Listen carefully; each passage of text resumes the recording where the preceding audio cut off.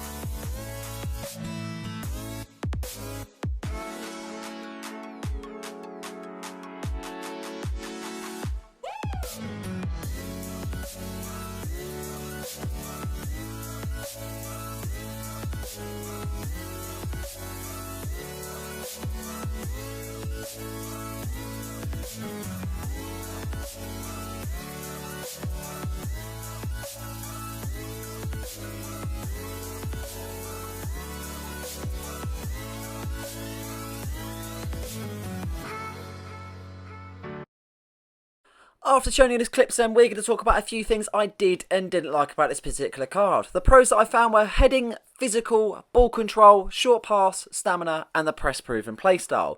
With already being a tall player, you already have an advantage of being able to win the ball, but I felt like he had that little bit of an accuracy in terms of being able to head it. He always being able to rise up, defending corners, and attempting on scoring goals. His physical stats were really, really impressive. No way are you pushing this man off the ball whatsoever. So calm on the ball, so easy to be able to run with it. Really, really nice physical ways of being able to play as a centre defensive midfielder. And that goes into his ball control also. There's no point where he takes a heavy touch and he kind of loses it. There's no point where he dribbles it and he loses it. And that goes into his press proven playstyle at the same time. His dribbling is phenomenal. And I mean phenomenal. I have never played with a midfielder that can have the ball stuck to his foot so closely and twist and turn out of players like this player. Unbelievable stuff. And it's really, really exciting stuff, especially when you're using him day in, day out. His short passing is really good. He's able to offload the ball really, really quickly, and that goes into his long passing also. I thought his short was better. I felt like sometimes he'd misplay some long passing. Wouldn't say it's poor,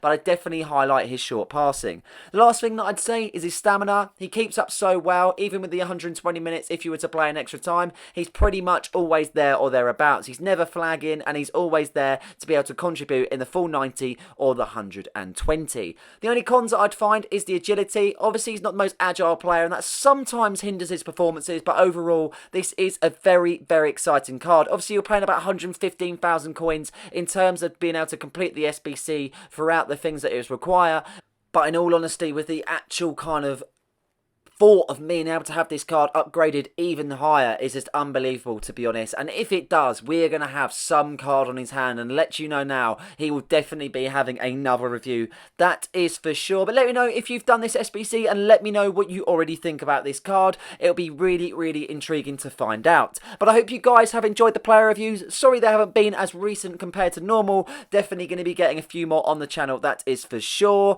I hope you enjoyed this video. Please like and subscribe for more content just like this one, and don't forget to hit the notification button so you never miss a video. Cheers.